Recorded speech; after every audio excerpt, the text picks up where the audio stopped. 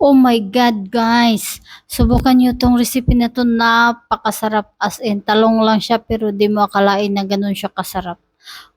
Subukan nyo na di kayo magsisisi.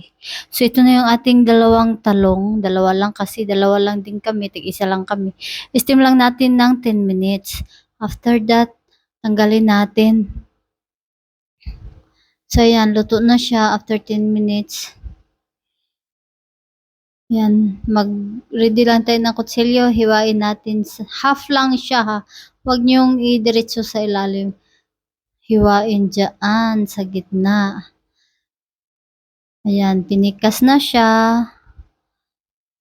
Ito, steam lang siya pero grabe as in, napakasarap. 10 minutes ha, may ulam ka na. As in.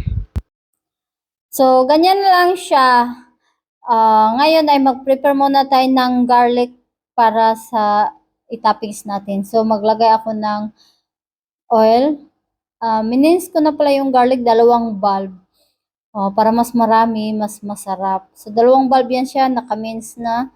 Then, lutuin nyo lang siya ng mga half cook lang. Wag nyo sunugin na. Pag alam nyo luto na yan, okay na yan siya. Nagdagdag ako ng chili mince din para mas maganda tingnan. Pwede kayo gumamit ng bell pepper or chili haba or labuyo, ganun. So, ayan, ready na.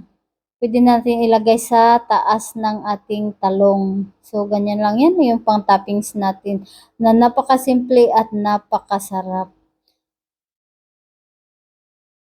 So, ganyan lang, i-scattered nyo lang siya, ang garlic at saka chili. So, after that, so ayan na siya. O, di ba ang ganda tingnan? Naglagay pala ako ng extra light soy sauce, 1/4 cup.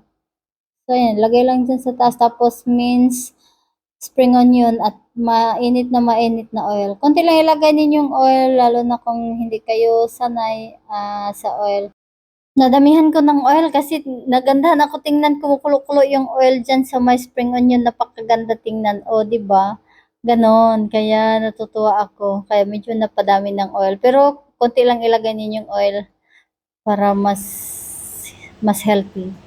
So, ito na siya. So, ayan, ready to serve ang ating talong with garlic and spring onion. Napakasarap as in. Sinubukan ko. Hindi ko akalain na ganito pala siya kasarap. So, tingnan nyo. Sauce pa lang guys. Ulam na.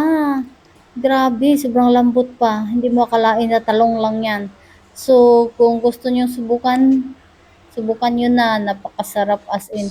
Sigurado magugustuhan ninyo. Ngayon, subukan natin kainin. So, ayan na siya oh. Oh, sobrang lambot at saka napakabango ng garlic as in. Maganda din naman ang garlic sa katawan. So, ngayon ay napakasarap as in. Ay, nako, di ko akalain na ganyan kasarap talaga.